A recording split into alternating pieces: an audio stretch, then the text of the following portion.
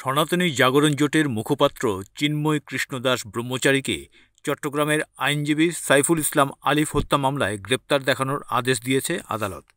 সোমবার ৬ মে চট্টগ্রামের ৬ষ্ঠ metropolitan magistrate S M. Alauddin virtual শুনানি শেষে পুলিশের করা আবেদন মঞ্জুর করেন। চট্টগ্রাম মহানগর আদালতের সহকারী পিপি রায়হানুল ওয়াজেদ চৌধুরী বলেন, শুনানি শেষে আইনজীবী আলিফ হত্যা মামলায় চিন্ময় ব্রহ্মচারীকে গ্রেপ্তার দেখানোর আদেশ দিয়েছেন আদালত। চিন্ময় দাসের বিরুদ্ধে চট্টগ্রাম কোতোয়ালি থানায় দায়ের হওয়া ৪টি মামলার মধ্যে এটি একটি। অন্য ৩টি মামলা পুলিশ ও আইনজীবীদের উপর হামলা, বিচার কাজে বাধা এবং আদালত এলাকায় বিশৃঙ্খলা সৃষ্টির অভিযোগে দায়ের করা হয়েছে। এই ৩ মামলার শুনানি হবে মঙ্গলবার ৬ মে। জাতীয় পতাকা অবমাননার অভিযোগে করা একটি রাষ্ট্রদ্রোহ মামলায় গত বছরের ২৫ নভেম্বর ঢাকা থেকে গ্রেপ্তার হন চিন্ময় কৃষ্ণ দাস ব্রহ্মচারী। ওই মামলায় গত বুধবার তাকে স্থায়ী জামিন দেয় হাইকোর্ট।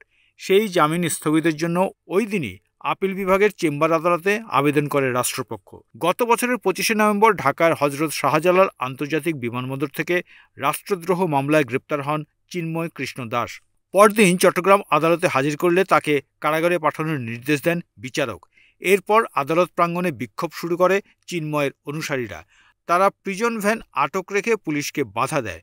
পরিস্থিতি নিয়ন্ত্রণে পুলিশ ও বিজিবি লাঠিপেটা ও সাউন্ড গ্রেনেড ব্যবহার করে।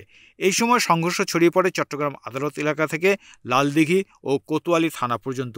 ওই সহিংসতায় কুপিয়ে হত্যা করা হয় আইনজীবী সাইফুল ইসলামকে। নিহতের বাবা জামাল উদ্দিন ৩১ জনের নাম উল্লেখ করে কোতোয়ালি থানায় হত্যা মামলা দায়ের করেন। এই ঘটনায় গ্রেপ্তার দেখানো ও তদন্তের অগ্রগতি নিয়ে এখন নতুন করে আলোচনায় এসেছে চিন্ময় দাস ও তার অনুসারীদের ভূমিকা।